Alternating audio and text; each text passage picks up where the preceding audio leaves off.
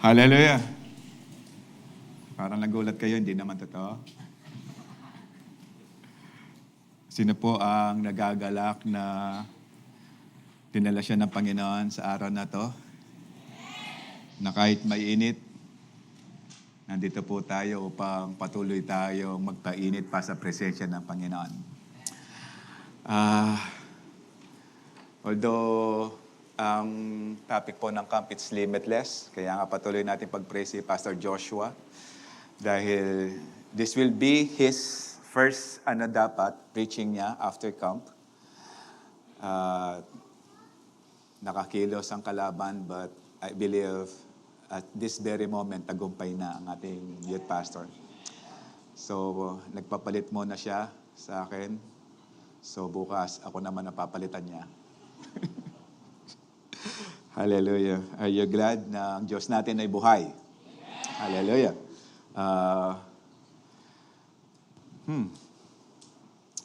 Nandun pa rin po tayo sa serye na as we need to stand firm in the faith. Bakit kailangan nating patuloy na manatiling matatag, unmovable, firm ang ating faith sa ating Panginoon? Hindi dahil napapanahon, hindi trend ito. No, na after ng camp, kailangan pakita mo na malakas ka, matatag ka, mainit ka sa Panginoon. Hindi yan trend. No? It must be happening every day sa bawat buhay ng Kristiyano. Hindi dahil kabataan ka, so punong-puno ka ng sigla whenever nagkakaroon ng praise and worship, no? Pero pag medyo nasa adult ka na, medyo ganun-ganun na lang. Okay, dahil hindi na nakakakilos na mabuti. Hindi yon. Yung state o yung puso mo kung asan siya nakapako. Yung pagmamahal mo, yung pananampalataya mo kung saan nakatuon, doon dapat tayo manatili.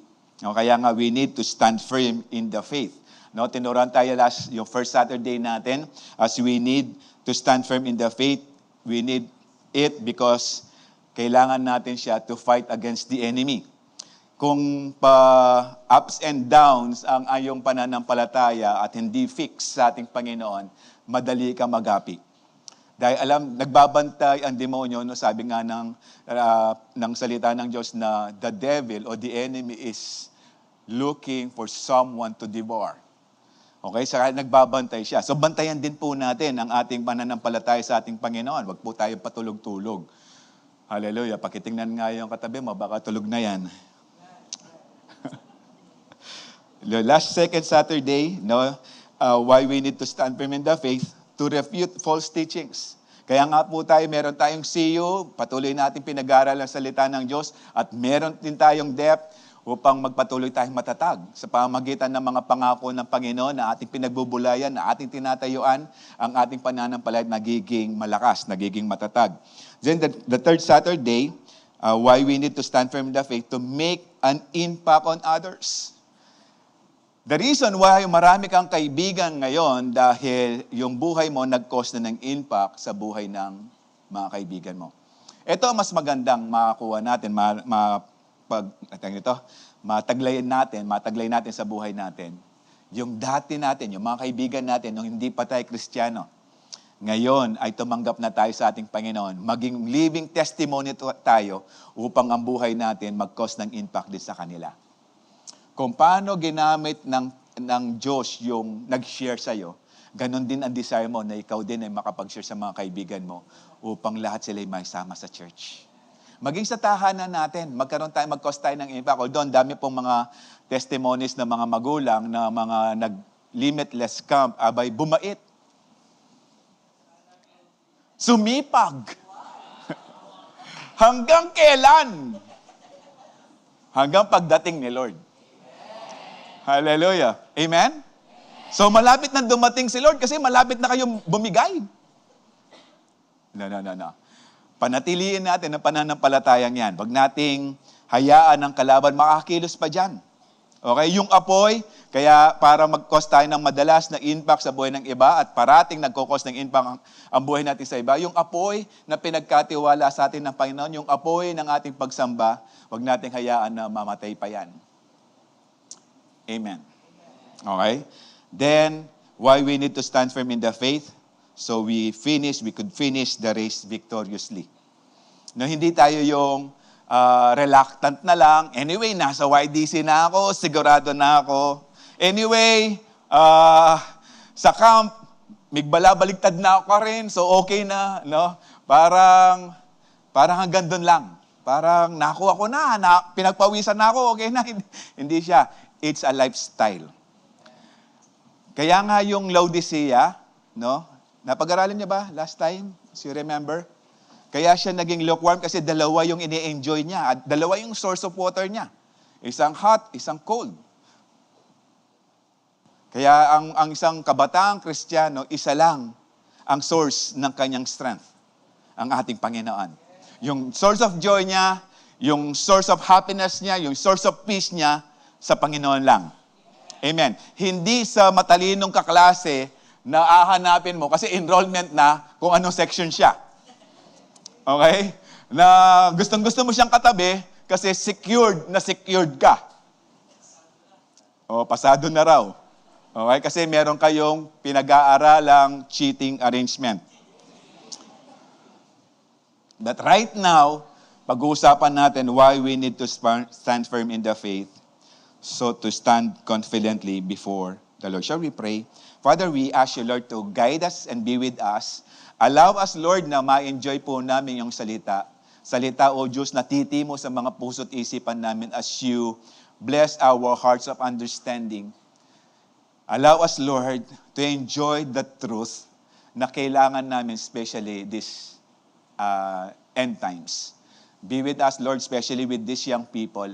Allow them, Lord, through your word, ma-mold po siya according to your will. Allow them, O God, na maranasan din po nila ang iyong Santong Espiritu. At maging sa oras pong ito, as we expect na mag-manifest po ang iyong Santong Espiritu sa aming kalagitnaan. Allow us, Lord, to enjoy every bit, Lord, every second ng YDC. Na maging kasangkapan nito upang marami pang mga kabataan pa ang aming masyaran, maligtas, at makasama namin sa pananambahan dito sa lugar na to. And as we pray, we continue to pray, Pastor Joshua, that we declare healing be upon him right now. No weapon formed against him shall prosper in Jesus' name. And as we pray, Lord, mamaya, mag-expect po kami ng good result because you are good. You are our God who heals. Salamat, O Diyos. Salamat sa presensya. Salamat, O Diyos, sa hapong ito. This we ask in Jesus' name. Amen. So we need to stand confidently before the Lord.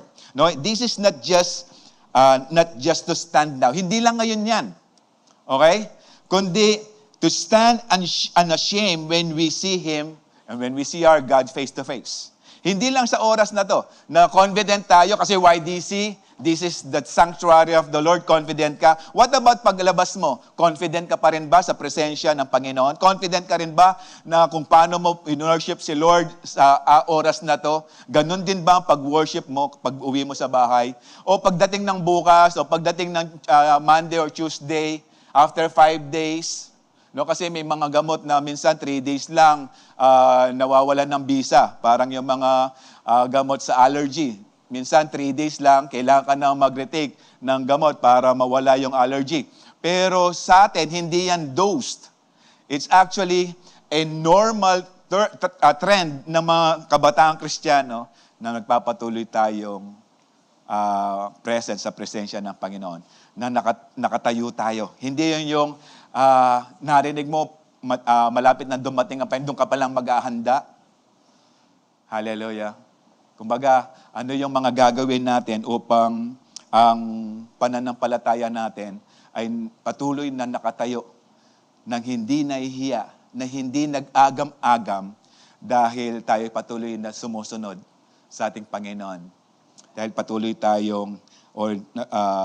patuloy nating ginagawa ang mga bagay na nais ng Panginoon sa buhay natin.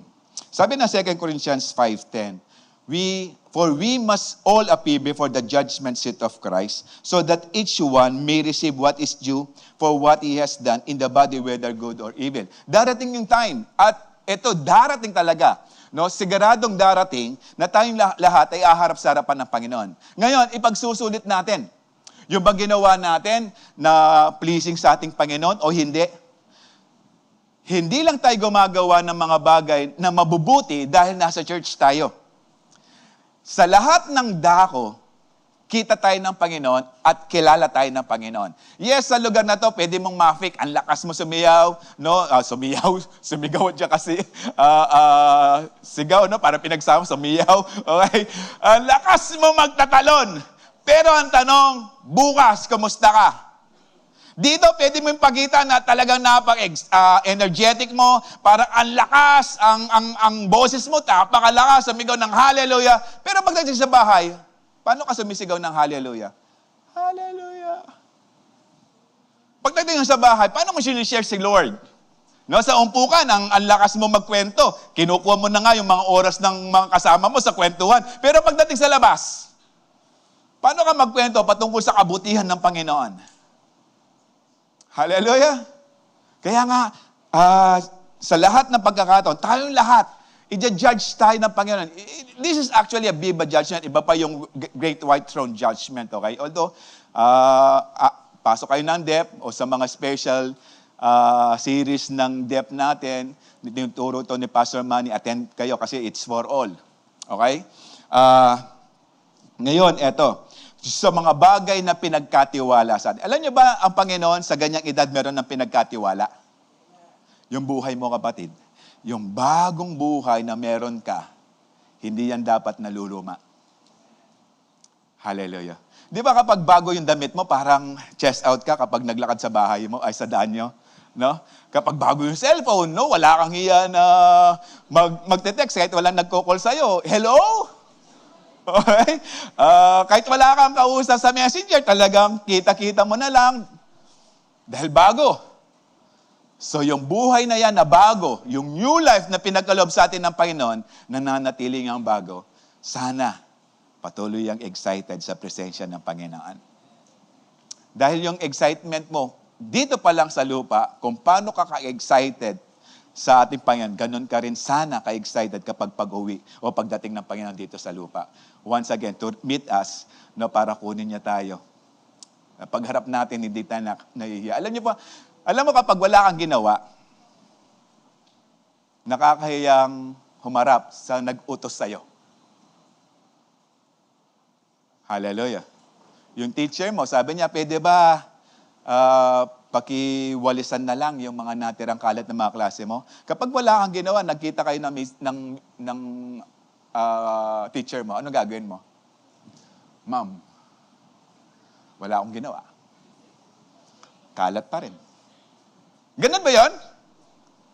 Of course not. Alam ko yung mga taga-Calvary Temple, mga mababait.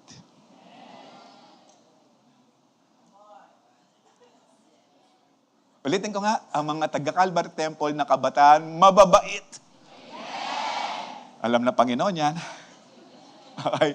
Tingnan natin, no? As we read 2 Corinthians 5:10, lahat ng goal natin should be pleasing sa ating Panginoon.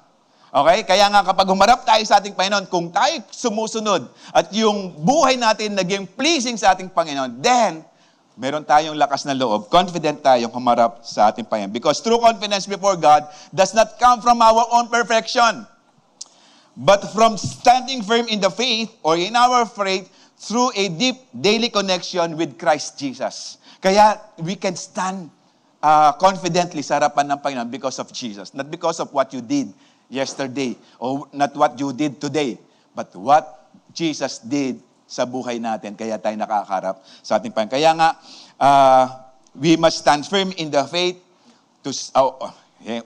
we must stand firm in the faith and to stand firm confidently before the Lord, therefore abide in Him. To stand confidently, we need to abide in the Lord daily. Hindi yan every Saturday YDC lang. Ang kabataang YDC, hindi lang pang Sabado yan, but every day, no, sa lahat ng pagkakataon. To abide, sa Greek word niya is meno. Ang ibig sabihin, to stay, to remain, to live, to dwell, to endure. No, sa Tagalog, ang ibig sabihin, manatili, manahan, tumira, sumunod, tiisin, maghintay, magpakatatag. Okay. Kaya nga, we need to abide in Him dahil ang goal natin is to please God. At without Jesus in our life, hindi tayo makakakilos na may kabutihan because only God is good.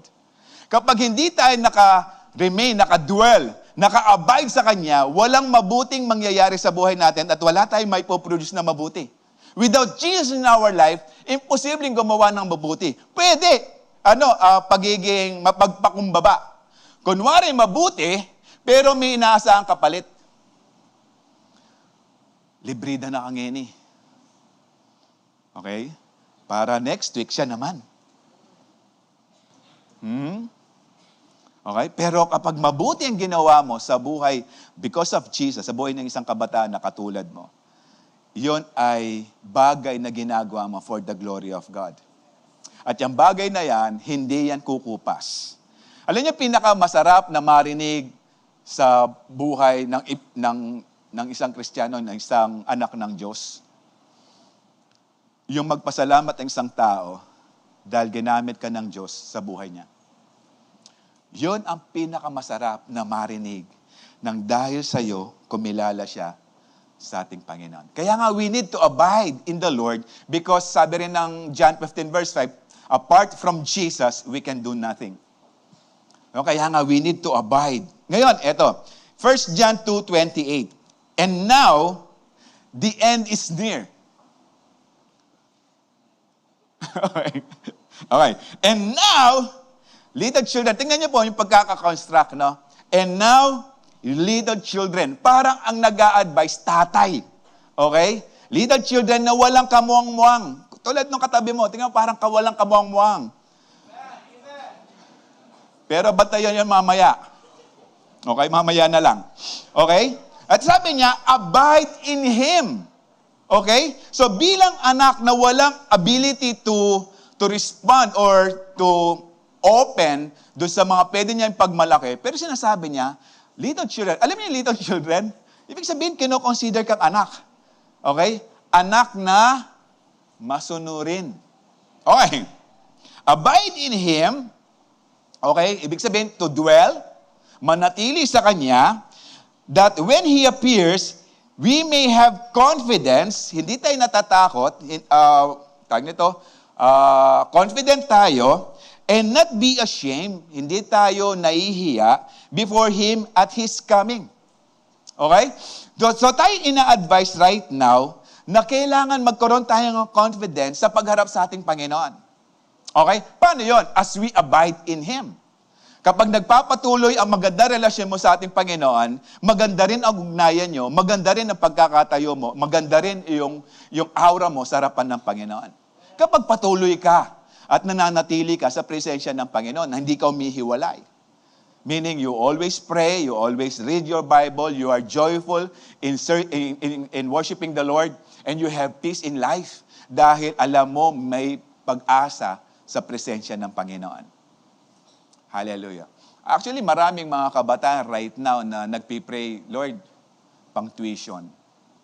As I pray, as we listen to the God's Word, manatili lang tayo sa presensya ng Panginoon at tutugon ng Panginoon sa mga bagay na yan. Hallelujah. Dahil when Christ returned, those who compromise or nag-drift away sa kanilang pananampalataya, sigurado pagharap nila sa ating Panginoon, nandun yung hiya. Okay? Pero yung mga nanatiling matatag, and I believe they have this joy, this confident joy, and they are ready to face God any day, any time of the day. No? At ngayon, eto, kung sinabi ng 1 John 2:28 that we need to abide in Him, paano? Paano tayo mag-a-abide? Sabi ng 1 John 3:24. Okay? However, keep His commandments. Ano sabi ko kanina? However, okay. Whoever keeps His commandments abides in God. So as we abide in the Lord, tumutugon tayo sa mga utos niya. Ibig sabihin, nakikinig tayo sa Kanya. Hindi tayo nakikinig kung ano-ano mga balita. No? Ang pinapakinggan mo, yung mensahe ng Panginoon sa buhay mo. This is abiding. Kasi nga, eto, ano ang dahilan bakit kayo pumapasok sa eskwelahan? Para matuto. Ako hindi. Nung ako'y pumapasok sa eskwelahan, para malaman ko kailan nang walang pasok. Kasi nakakahiya kapag wala pasok, pumasok ka. Okay? Of course, para matuto. Okay? Ngayon, nandito na kayo sa church. Sana all eyes, all ears, all attention sa mensahe ng Panginoon. Hallelujah. Okay? So, whoever keeps His commands or commandments abides in Him, and God abide in Him. Ang sarap nito. So, kapag nagpapatuloy tayong connected sa ating Panginoon, ang Panginoon din ay sumasa atin.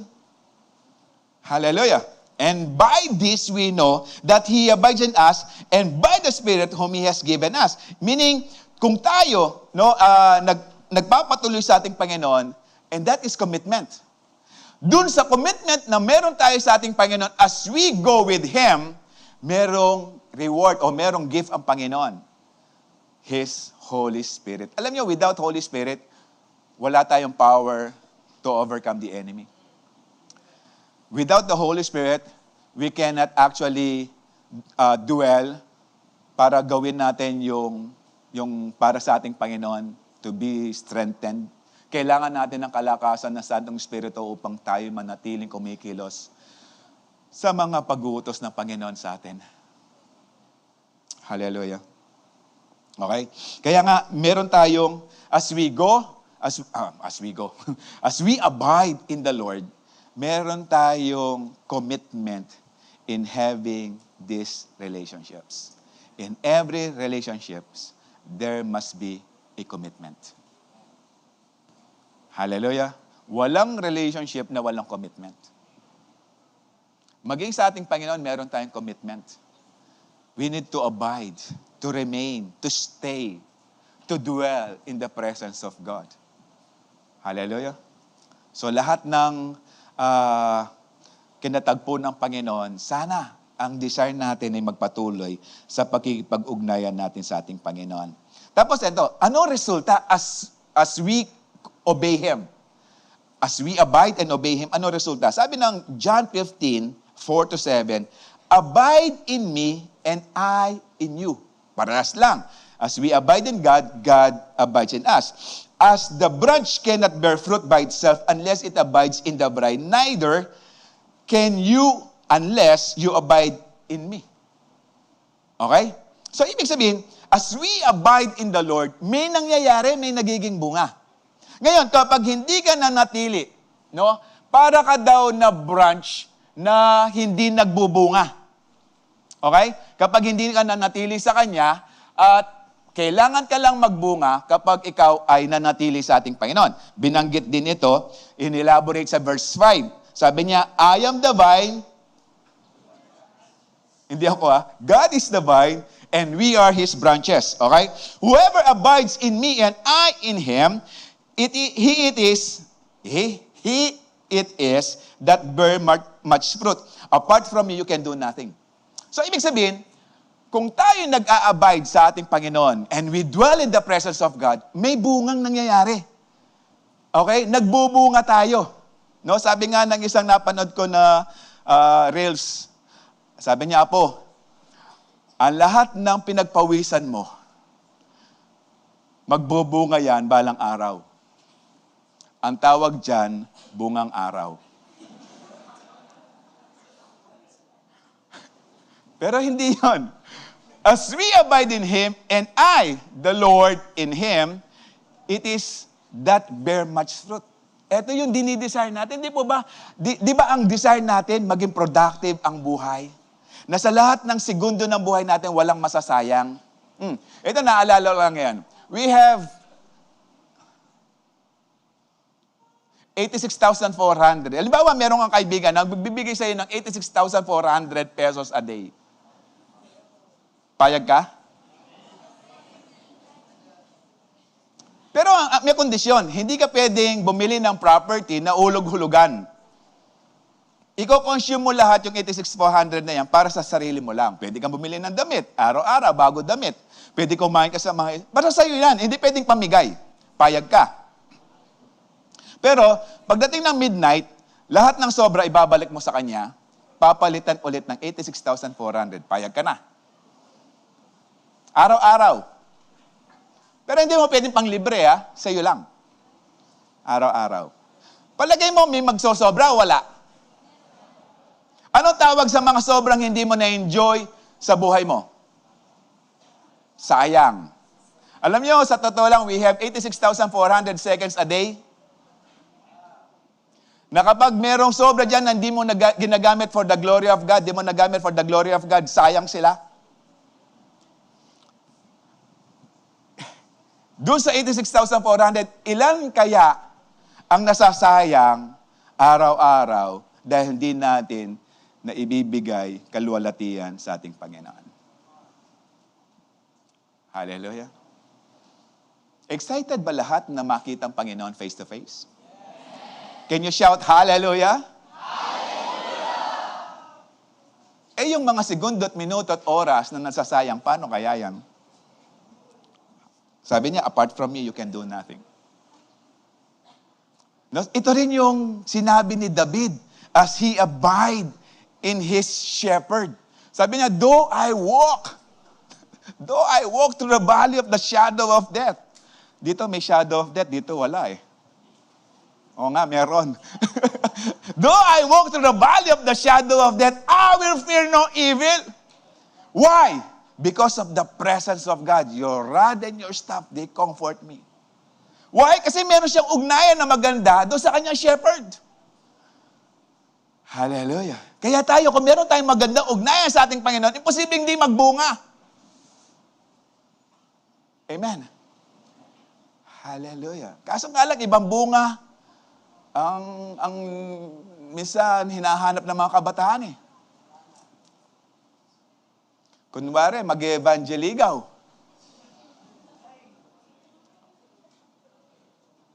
Hindi muna, una-una, visitation. Para spiritual. Tapos, evangeligaw. Eh, siyempre, kapag sumagot yan, kunwari, magkakaroon ng Bible study.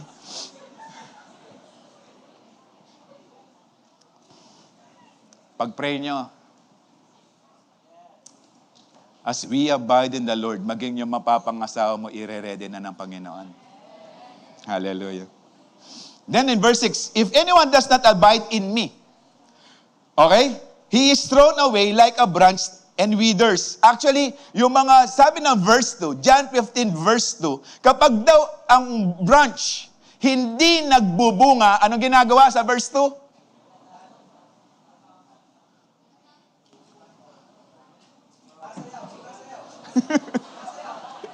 3 words. He cuts off. Okay? Kapag hindi ka nagbunga. Okay. Tapos, he will throw away like a branch and withers, and that branches. Alam niyo, branches eh. Hallelujah. Hindi lang branches are gathered and thrown into the fire and burned. Sana hindi tayo kasama dito. Amen. Hindi tayo kasama sa mga branches na puputulin dahil walang bunga. Hallelujah. And we need to abide in the commandments of the Lord. We need to obey para magbunga. Okay? Then, if you abide in me, and my words abide in you, as we obey God, ask whatever you wish, and it will be done for you. Take note, we abide in the Lord, and we obey. Meaning, yung last statement, it will be done for you, dahil yung prayer request mo, yung inihingi mo, naka-align na ngayon sa will ng Panginoon. Hallelujah! Hindi yung, Lord, magwa-YDC ako ng twice every Saturday. Yan. Para sagutin lang niya ako, hindi yan. Yung prayer mo na as you are with God and His Word abide in you. Meaning, kilala mo ang Panginoon, alam mo yung ayaw niya, alam mo yung salita niya, alam mo yung mga pangako niya. Ngayon, yung prayer mo ngayon, magbabase na, mag-a-align na dun sa mga pangako at salita ng Diyos sa buhay mo. Amen? Hallelujah. Kaya abiding in Christ means exchanging our weakness and compromise from His strength and commands, letting the Spirit bear fruit that turns future shame into lasting covenant o confidence. No? Kaya nga, hindi tayo yung gumagawa. Hayaan natin, i-mold tayo ng salita ng Diyos upang confidently we can face our Lord without shame, face to face. Hallelujah. Pangalawa, we must stand firm in the faith. So to stand confidently before the Lord, therefore, live in God's love. Live. Ibig sabihin, to live is to stay or to be active in God's love. Paano? 1 John 4:16. Sabi ng 16, we know. Okay? Hindi lang yung basta it's a mental ability or assent. Yung sinabi ng we know, from the Greek word ginosko, meaning you know it because you have personal experience and relationship. Kaya nga, nalaman mo. Okay? So we know how much God loves us. Alam mo kasi naranasan mo eh. Na-experience mo siya. Okay? God is love, and all who live in love, who abides in love, abides in God or live in God, and God lives, abide in them. So, patuloy na pina-follow up, patuloy na re-remind tayo, as we abide, as we live in God, God also abides and live in us. Okay? No? Nung sinabi niyang we, kasama rin si John dito, si John the Beloved. Wag mo sabihin tayo lang. So lahat ng nagkaroon ng magandang ugnayan sa ating Panginoon, naranasan ng pag-ibig ng Diyos, ang resulta niyan, we love God and we put our trust in His love. Imposibleng pagkatiwalaan mo isang tao na hindi mo kakilala, kapatid. Sarap magsalita sa YDC, kapatid. Hallelujah. Tumatanda kayo. Hallelujah. O bakit? Okay. For we know how much God loves us, and we have put our trust in His love. Kasi without knowing God first, hindi natin pwede ipagkatiwala ang buhay natin sa Kanya. Kaya natin nakapagtiwala, kaya natin naibibigay natin yung trust natin kay Lord because naranasan natin ang pag-ibig niya. At kapag ang Diyos inibig ka niya, ang sabi niya, I will never leave you, I will never forsake you. Hallelujah. Kaya nga, next, sabi niya, God is love.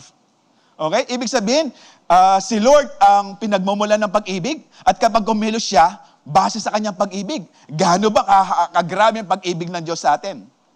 While we are still sinners. Kapatid, hindi ka pa naligo, mahal ka na ng Panginoon. Hindi ka pa nag-church, mahal ka na ng Panginoon. Hallelujah. And all who live in love, live in God, and God lives in them. Ito yung masarap. Tapos ito. And as we live in God, as we abide, hindi lang one time to Hindi lang one time na mag-a-abide ka tapos bukas wala. No. It's a continuous dwelling in the presence of God. As we live in God, our love grows more perfect. Nagmamature. Hallelujah. Hindi ko pwedeng sabihin dito, baka samantalahin na pagkakataon eh. Kasi the more you are with the person you love, sa mga may asawa lang dapat to eh. The more na nabubuo, nagiging perfect yung pag-ibig mo sa Kanya. Kaso dito kasi hindi ko pwedeng sabihin na siya na yan eh. Kaya nga nauso yung wiksary eh. Kasi hindi sila naniniwala, naaabot sila ng mansary. Dati, 1-year anniversary yan eh. Eh pumasok yung mansary. Kasi alam nila, hanggang 10 months lang. Eh napasok pa yung wiksary. Ibig sabihin, hanggang 6 days lang. Buti na lang, walang daysary.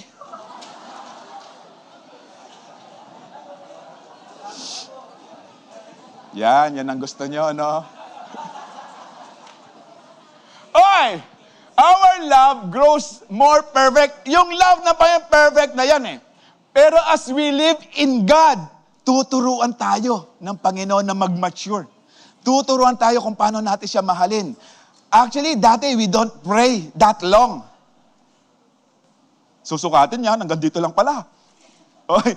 Ibig sabihin, dati, short prayer will do. Pero right now, ewan ko lang. Right now, mahaba na. Mahaba na yung 1 minute. And right now, hindi tayo hihinto. We pray, we read God's word, we do see you. Amen? Hallelujah. Alam nyo, as your love for God grows, isa sa mga senyales, nagde-desire ka na maging forerunner someday. Hallelujah! Yung ayaw mag-forerunner, sumigaw ng praise the Lord. Buti na lang, lahat gising.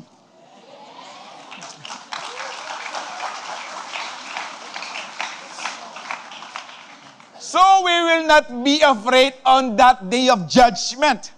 No, but we can face Him with confidence because we live like Jesus here in this world.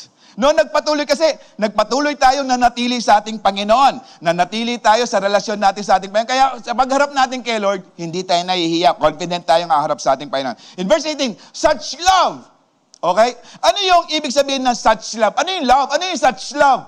Yung perfect love na nag-mature. Okay? Nag-mature, nag-grow perfectly. Ito yung such love has no fear. Okay? Because perfect love expels all fear. If we are afraid, it is for fear of punishment. And this shows that we have not fully experienced His perfect love. Kaya ngayon, as we pray, natatakot ka pa rin. Hindi mo pa talaga fully naintindihan ang pag-ibig ng Diyos sa buhay mo. Kaya nga, the more we soak ourselves in prayer, in reading our Bibles, in meditating the Word of God, the more presence of God na mararanasan mo sa buhay mo at doon mo na masasabi, mako-confirm that God is good. And His will, they are perfect sa ating lahat. And 19, we love each other because He first loved us. Kaya hindi ka rin natatakot na magmahal. Hindi sa opposite gender to okay? Yung pag-ibig, we love each other because He first loves us. Ibig sabihin ng pag-ibig na meron ka, kung talagang pag-ibig na totoo yan, na galing sa Diyos, ibig sabihin hindi ka nahihiya. Nahihiya ka na manligaw ng iba kapag hindi totoo ang pag-ibig. Kaya wag muna. Kapag graduate ka na. Dahil totoo. Babalik ako sa kabataan. Ako sinasuggest ko mga kabataan, kung magkakaroon nung mag-decide ka na mag-asawa, una, dapat financially stable ka na. Hindi ka na libre sa mga magulang mo. Okay? No? Meron kaming studies na pinag-aralan nung youth pastor ako. Kasi yung frontal lobe natin, nagiging fully developed yan at age 23. Nag-start maging fully developed hanggang age 24. Ano yung gamit ng frontal lobe? Tingnan mo, kasi pag wala ka pang edad 23, bakante pa yan. Tapagin mo, talagang hollow pa. Kunwari lang, di mo mararamdaman yan. Hoy! Ano yung frontal lobe? Ito yung bagay na magtutulak sa'yo kung paano ka mag-perform, kung paano ka mag-take na responsibilities. Yung frontal lobe, ito yung special ability na binibigay sa atin ng Panginoon using our mind, our brain, para makop yung responsibility natin. Sa ganyang edad, you can do one thing at a time. One thing at a time. Isang bagay lang ang pwede mong gawin. Hindi ka pwedeng, habang nag-review, magsaing ka. Sigurado, it's either, wala kang naintindihan, luto yung kanin, or naintindihan mo, sunog ang kanin. Pero yung magulang mo, na kumpleto na yung frontal lobe, tignan mo, habang nagluluto siya at naglalaba, sinisermonan ka pa, okay? At nagkakwenta pa na mga nagastos siya sa'yo. Pero, pag-pray mo, kapag ready ka na, kung kailan ka sasabihin na parang, sige, pwede na. Hallelujah! Okay? So, we love each other because He first loves us. Kaya nga kapag mahal mo, ang gamit na pagmamahal mo, yung galing sa ating Panginoon, hindi ka mananamantala. Hallelujah. Hindi mo isipin yung mga bagay na makukuha mo sa Kanya. Ang isipin mo kung anong maibibigay mo sa Kanya. Ito yung pag-ibig ng Diyos sa atin. In 20, if someone says, I love God, but hates a fellow believer, that person is a... Okay, for what reason? For if we don't love people, we can see. Nakikita natin, nararanasan natin, nakakausap natin. How can we love God whom we cannot see? Hallelujah. Hallelujah. No? Sabi na ng Panginoon, love one another as I have loved you. Okay? Yung sabi niya, a new command I give you. Love one another as I have loved you. So, paano ba umibig ang Panginoon? He gave His life. Hallelujah. Ngayon, to live in God's love, okay? Romans 8:35. Who shall separate us from the love of Christ? Shall trouble, hardship, persecution, famine, nakedness, or danger, or sword? In 38, for I am convinced that neither death nor life, neither angels nor demon, whether the present nor the future, nor any powers, neither height or depth, nor anything else in all creation will be able to separate us from the love of God that is in Christ Jesus our Lord. Okay? Ngayon, sabi pa ng Panginoon, in John 15 verse 9 to 10, I have loved you even as the Father has loved me. Remain in my love. So, who can separate us from the love of God? Us. Kaya we need to remain. It's our choice to dwell in the presence of God, to abide in Him, to stay in His love. It's our choice. Hallelujah. Kaya nga sabi niya, who can separate us? Hindi ang what can separate us. It's who. Kaya tayo ang pwedeng mag-separate sa ating Panginoon. Pero how to remain? In verse 10, when you obey my commands, you remain in my love, just I have obeyed my Father's commandments and remain in His love. Kaya nga, obey God. Continue to obey Him. Continue to be with Him para manatili tayong we are in the presence of God. Para manatili tayong connected sa ating Panginoon.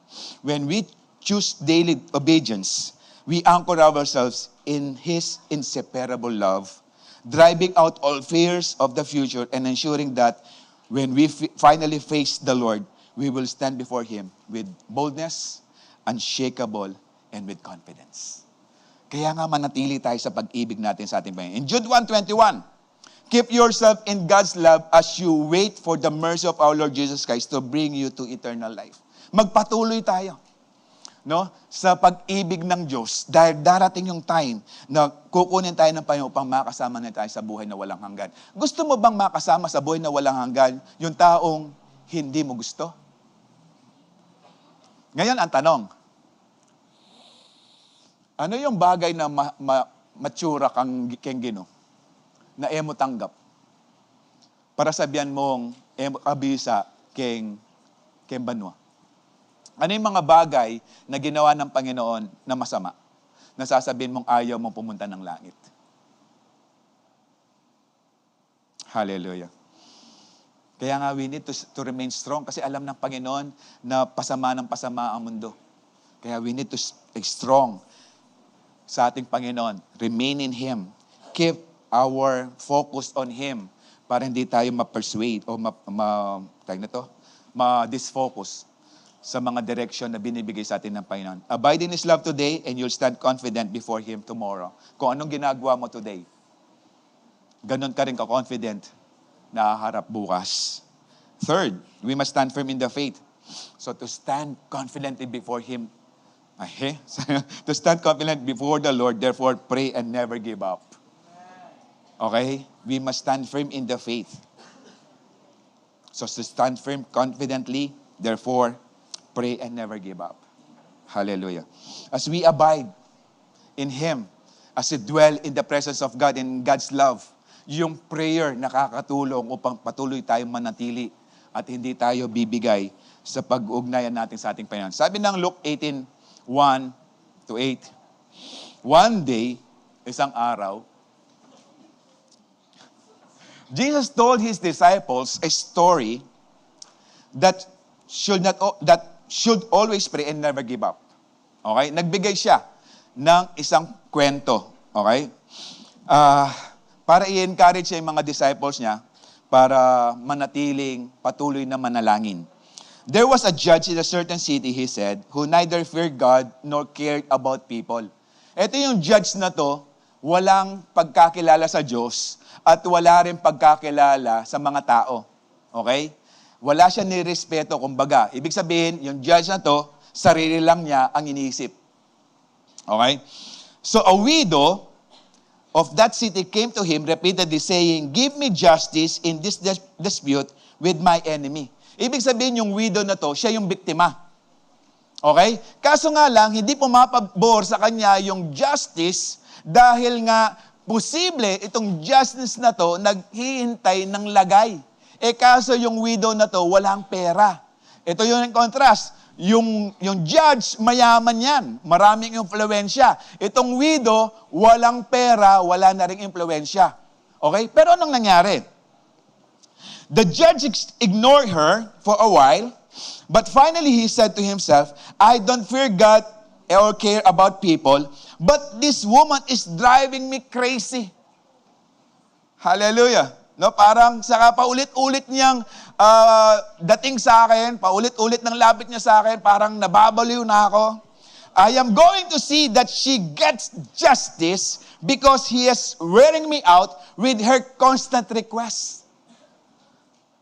Kung ba't nakakulitan siya? Okay? So, igagrant na. In verse 6, then the Lord said, "Learn a lesson from this unjust judge. Even he rendered a just decision in the end." No? Kahit na. Pero ang sinasabi lang ng Panginoon is to learn, not to compare this judge to our God. Kasi magkaibang ating Diyos. God is loving. Yung judge, He is not loving. Our God is just. This judge is not just. Okay? Masama siya.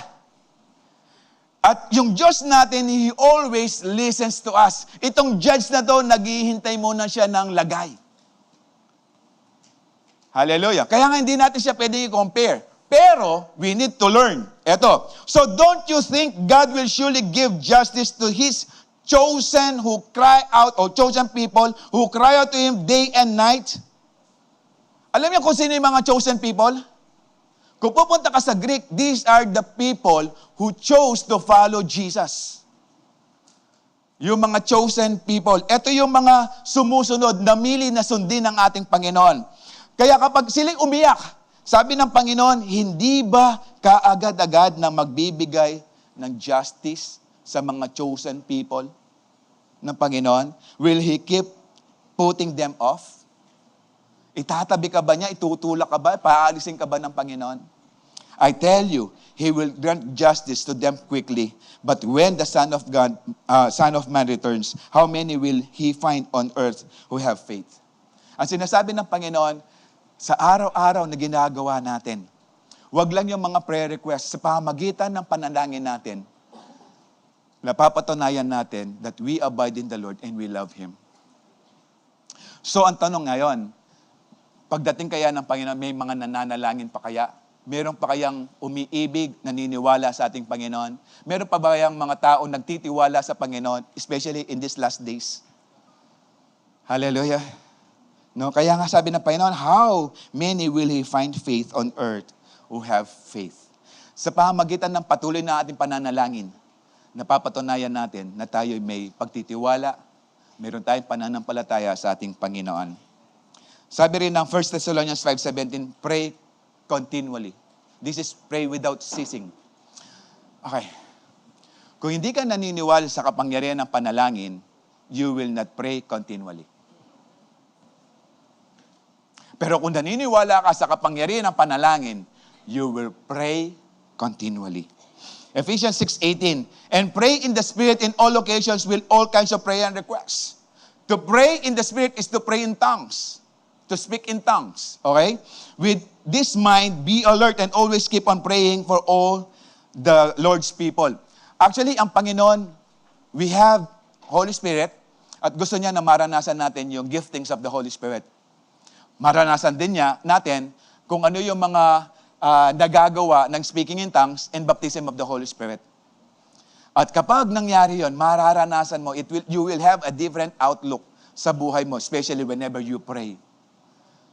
Hallelujah. Alam nyo, sabi nga last Friday sa kwentuhan namin nila Pastor Manny with the council, yung mga napapanood sa YouTube na mga dating witchcraft, nag-perform. Kasi every witch, merong demon na alaga yan.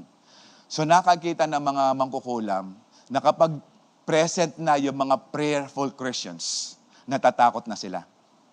Yung mga demonyong hawak nila, tumatakbo na.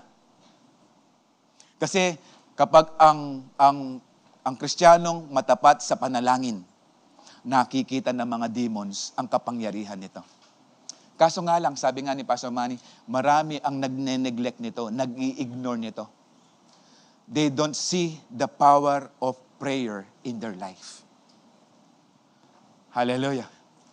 No, we need to pray and stand firm sa ating pananalangin, especially whenever we pray. Dahil kapag nananalangin tayo continuously without ceasing, pinapakita natin na ang ating pag-ibig at pananampalataya sa Diyos, hindi rin yan nahihinto. Hallelujah. Continue steadfastly in prayer without being watchful in it with thanksgiving. Ibig sabihin, whenever we continually pray constantly, okay? Nagiging mapagbantay tayo at nandun ang celebration. Why? Kasi kumitugon nga ang Panginoon sa ating mga panalangin. Ang Diyos natin, punong-puno ng pag-ibig. And He wants to listen to us. Na parang, ito naranasan ko lang 2 nights ago. May ginawang kalokohan ng aking anak. Tapos, sabi ko, labas ka muna, ayoko kita dito. Kasi nga may ginawa. Tapos umiiyak siya kasi nga, alam niya kapag ako'y nagalit, medyo iba yung ayaw niya. No? One time, meron siyang, nagalit ako sa kanya, hindi siya makatulog. Okay? So, ang ginawa niya, dahan-dahan siya lumapit sa akin. Just to say sorry. Okay? 2 nights ago, meron naman siyang ginawa. Hindi ko siya pinapansin dahil may ginagawa ko. Tapos, umiyak siya. Sabi ko, tama na. Ayoko yung may naririnig ako umiyak. Sabi niya, I cannot control it. Sabi niya, hindi ko mapigilan. Okay? Then, in few seconds, sabi niya, sorry. Hallelujah. Then, diyakap ko siya. Nung naramdaman niya yung pag-ibig, yung yakap ko, lalo siyang umiyak. Why?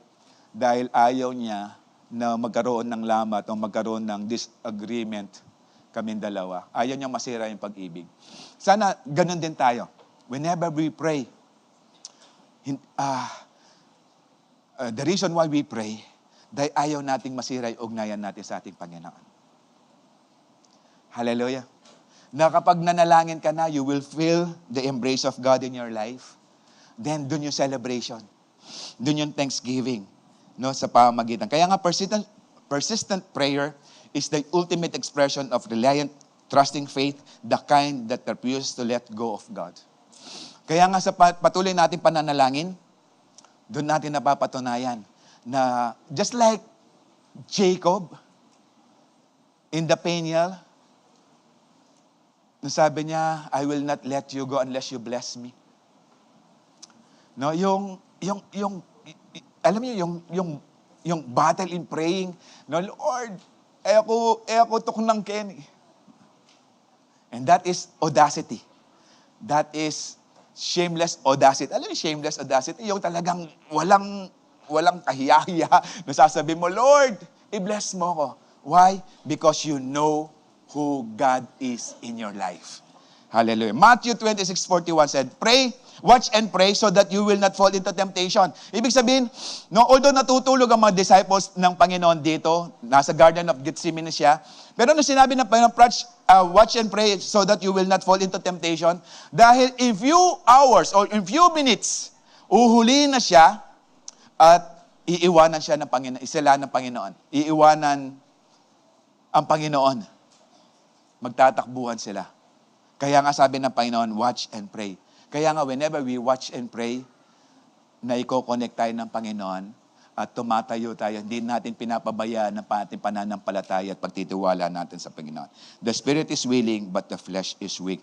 In Luke 21:36 said, "Keep alert in all times and pray that you might be strong enough to escape these coming horrors and stand before the Son of Man." No, darating yung time, actually, it speaks about end times na pasama na ng pasama.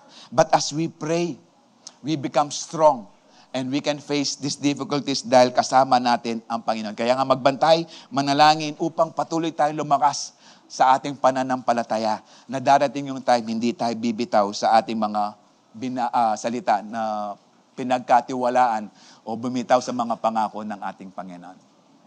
Kaya prayer keeps your faith awake. Prayer keeps our faith awake.